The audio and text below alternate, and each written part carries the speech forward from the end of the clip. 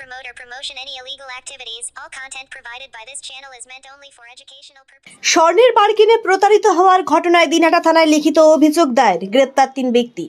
বুধবার সকাল 11:40 নাগাদ কোচবিহার জেলা পুলিশ সুপার দ্যুতিমান ভট্টাচার্য জানান যে গত 13ই মে বিহারের ঘুষকুড়ির বাসিন্দা মনীশ কুমার দিনহাটা থানায় ফোন করে একটি লিখিত অভিযোগ জমা করেন।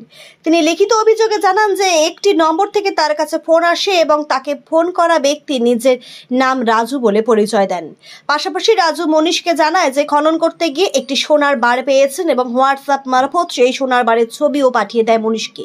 এরপর রাজু বলে যে বাজার মূল্যের থেকেই সেই সোনার বার কম মূল্যে বিক্রি করবে।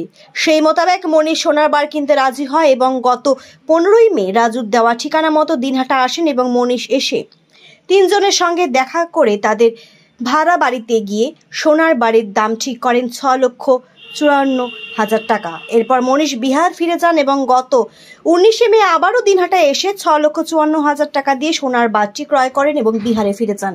বিহারে ফিরে স্থানীয় এক গহনার দোকানদারের কাছে সোনার বারটি পরীক্ষা করালে জানতে পারেন সোনার বারটি নকল।